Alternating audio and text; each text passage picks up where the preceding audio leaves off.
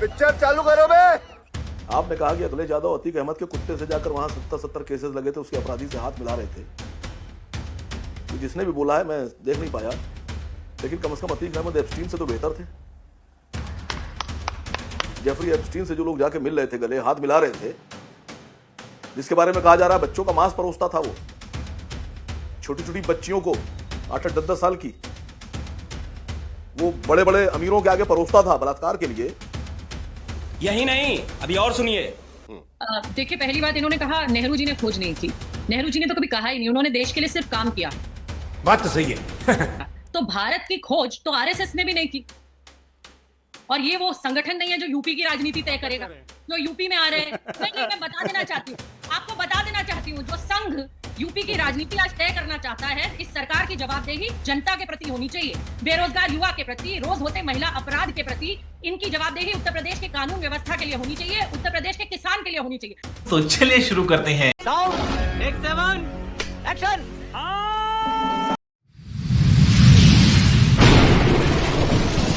नमस्कार दोस्तों, स्वागत है आप सभी का मेरे आज के इस नए वीडियो में। दोस्तों, आज बीजेपी के प्रवक्ता के शर्मा ने समाजवादी पार्टी के नेता अखिलेश यादव को अतीक अहमद का करीबी और चाटुकार बताया है।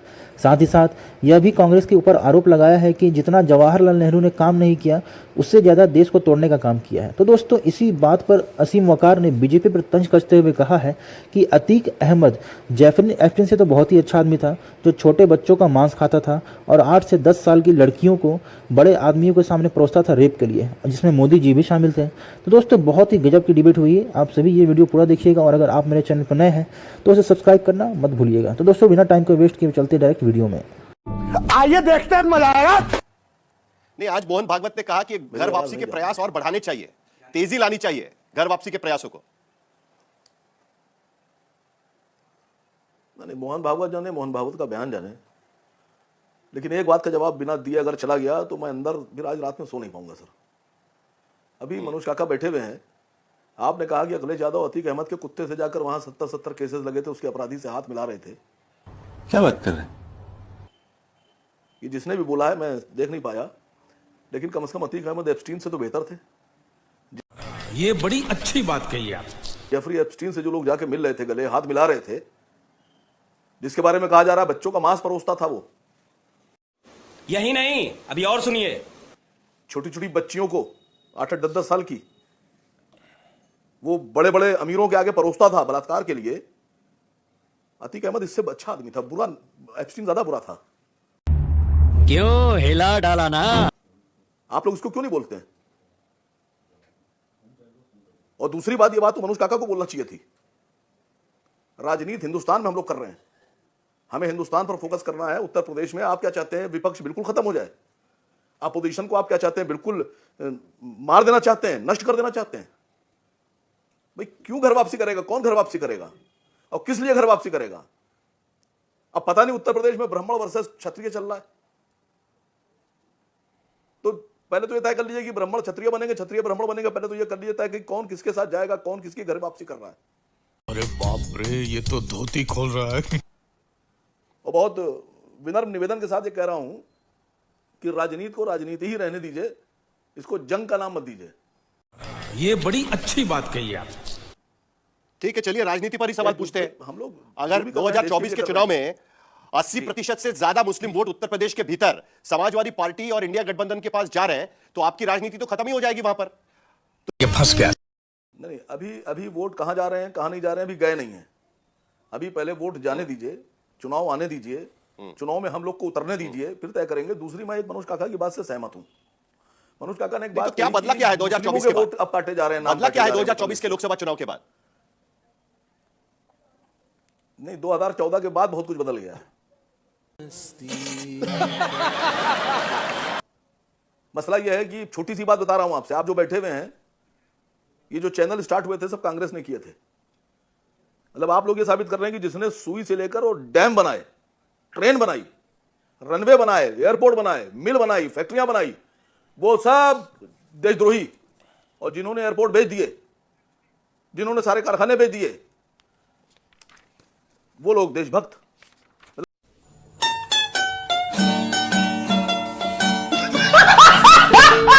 कमाल देखिए कि जो देश बना के आ रहा है उसने देश के लिए कुछ नहीं किया, और जो देश का सारा आशा जो बेचे डाला है वो सबसे बढ़िया हो गया, वो सबसे अच्छा हो गया। अरे बाप रे, ये तो धोती खोल रहा है। जिस चैनल पे आप बैठकर बहस कर रहे हैं, इसका लाइसेंस भी कांग्रेस ने दिया था, इसकी क्रांति भी कांग्रेस के दौर में आई है, बीजेपी के दौर में नहीं आई है सर। सर कोई पार्टी किसी जितने भी उद्योग चैनल को लगे लाइसेंस नहीं देती है, ये सब सरकार कांग्रेस की ने भी लगा। पॉलिसी होती है। असीम बकर जी, नहीं, मैं थोड़ा कांग्रेस टेक्निकली पार्टी आप का सही प्रवक्ता नहीं हूं, बताइएगा। सर। सुनिए, मैं सरकार कांग्रेस- नाम की भी कोई चीज मैं होती आपसे है, पूछ रहा हूं सर। कोई राजनीतिक पार्टी, डॉली शर्मा तो स्माइल कर रही है, लेकिन कोई राजनीतिक पार्टी नहीं देती है किसी भी चैनल को लाइसेंस, ना ही कोई राजनीतिक पार्टी लिखकर देती है कि आप चैनल चलाइए, अखबार चलाइए। मुझे पता नहीं हैदराबाद में क्या होता है, लेकिन देश में मुझे नहीं लगता कि इस तरीके से चलती है बोल रहा हूं राजनीति। सर। अब देख तू अब तू गया बेटा, अब तू गया, देख तेरी औकात मैं दिखाता हूं तुझे। सुनिए तो सर, अरे बात तो सुनिए सर। जिसने सब कुछ बनाया वो चोर और बेईमान और देशद्रोही, या जिसने सब कुछ बेचा? पहले तो ये तय कर लीजिए।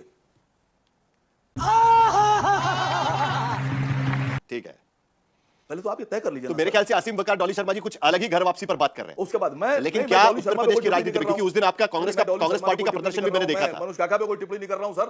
मेरा छोटा, अरे ठीक सर, है, बात तो लेकिन- सुनिए, मेरा छोटा सा मसला ये है, आप नहीं, आपने मेरे सवाल का जवाब नहीं दिया भाई। लेकिन मसला ये है कि अगर कोई कौन आदमी नफरत सच कर बोल रहा दे सर, फिर मैंने आपसे नहीं सर, आप लोग कर रहे हैं सर। कौन किसी को नफरत आप कौन कहते कर हैं रहा है? समाजवादी पार्टी, कौन कर रहा है नफरत? किसी को आप कह रहे हैं नाम नहीं, लीजिए ना। नहीं ममता बनर्जी अगर सही पॉलिटिक्स कर रही है तो वो ममता फातिमा हुए जा रही हैं, ममता बेगम हुए जा रही हैं।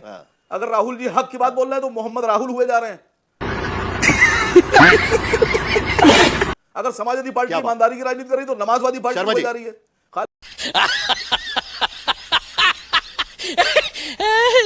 अकेले आप हिंदू, आप राष्ट्रभक्त, आप देशभक्त, बाकी सब जो लोग देखिए भी शर्मा जी। विपक्ष में बैठे हैं वो सब हिंदू ही नहीं है, भारतीय नहीं है। कैसी सियासत कर रहे हैं सर देखिए, आप लोग? मुझे हंसी इसलिए आई, इसलिए हंसी आई, शायद जो सम्मानित प्रवक्ता हैं उन्होंने नेहरू जी की एक पुस्तक पढ़ ली, डिस्कवरी ऑफ इंडिया, और इन्होंने अंदर के पन्ने उसके नहीं पढ़े और उसकी टाइटल से समझ लिया कि भारत की खोज नेहरू जी ने की है। कौन है ये लोग, कहां से आते हैं ये? इसलिए, और भारत की खोज कांग्रेस ने की है, इसलिए उनकी जो है, आप सारी बातें सुन रहे थे, वो इतनी हास्यास्पद लग रही थी। तो वो नेहरू जी की जो डिस्कवरी ऑफ इंडिया है ना, उसका केवल टाइटल पढ़ के आए हैं और उससे लग रहा है कि भारत को खोज लिया। अरे भारत हजारों वर्ष प्राचीन देश है सर, और यहाँ पर जो विकास हुआ है, सभ्यता का जो विकास हुआ है, उसकी लंबी फेहरिस्त है। और ये कहना कि ये 47 के बाद भारत बना है, ये अपने आपकी अज्ञानता को दर्शाता है। और ये कहना कि केवल कांग्रेस ने बना तो दिया, अभी हम ये हर भारत की प्रधानमंत्री संस्कृति, के योगदान का अभी ये सम्मान भारत करते की हैं। संस्कृति लेकिन तभी आगे बढ़ पाएगी लेकिन- जब हिंदू 3 बच्चे पैदा करेंगे। शर्मा जी, नहीं, बिल्कुल आप गलत कह रहे हैं साहिल जी, आपका आकलन भी गलत है। भारत की सभ्यता और संस्कृति बहुत ही गौरवमयी संस्कृति है, और ये निरंतर, ये सनातन संस्कृति है जो निरंतर आगे बढ़ रही है, और उसमें समय समय पर परिस्थितिवश परिवर्तन संभव है। यही लचीलापन सनातन को सनातन बनाता है, यही लचीलापन सनातन धर्म को हमेशा आगे बढ़ाता है। ये सारे देश के धर्म बड़े बड़े सभ्यताएं समाप्त हुई, लेकिन जी। भारत की सभ्यता आज भी निरंतर चल रही है, तो उसके कारण उसका ये परिवर्तन को स्वीकारना है। ठीक, साहिल। डॉली शर्मा जी, देखिए, पहली बात, इन्होंने कहा नेहरू जी ने खोज नहीं की। नेहरू जी ने तो कभी कहा ही नहीं, उन्होंने देश के लिए सिर्फ काम किया। तो भारत की खोज तो आरएसएस ने भी नहीं की। क्या बढ़िया था गुरु। बेरोजगार युवा के प्रति, रोज होते महिला अपराध के प्रति इनकी जवाबदेही उत्तर प्रदेश के कानून व्यवस्था के लिए होनी चाहिए, उत्तर प्रदेश के किसान के लिए होनी चाहिए। वहां कुछ नजर नहीं आ रहा, तो क्या अब उत्तर प्रदेश की राजनीति नागपुर तय करेगा क्या? बात तो सही है। नागपुर से तय होगा कि उत्तर प्रदेश कैबिनेट नहीं डिसाइड करेगा, नागपुर डिसाइड करेगा। और अगर ये इस प्रकार की मीटिंग नहीं है तो सार्वजनिक करें, विपक्ष वालों को भी बुला लें कि इस संगठन को आपने क्यों बुलाया उत्तर प्रदेश में, ऐसी क्या अहम मीटिंग होने जा रही है, बुला लें। ये तो सामाजिक संगठन है ना, सामाजिक संगठन है आरएसएस। तो बताएं कि किस विषय पर चर्चा कर रहे हैं, कौन से बेरोजगार युवा पर चर्चा कर रहे हैं, कौन सी महिलाओं पर चर्चा कर रहे हैं, जो ध्वस्त होती कानून व्यवस्था पर चर्चा कर रहे हैं, क्या बात कर रहे हैं, बता दें हमें। क्यों हिला डाला ना? और एक और बात, ये देश संविधान से चलता है, आरएसएस के मुख्यालय से या नागपुर से ये देश नहीं चलता। जिन्होंने संविधान की प्रतियां जलाई हैं, जिन्होंने लगातार हिंदुस्तान के झंडे को नकारा है 2002 तक, जिन्होंने लगातार इस देश को धर्म और बाकी जातियों में बांटा है। टेलीविजन के स्टूडियो चैनल को सब्सक्राइब करो पहले, हाँ जल्दी करो, मुझे पता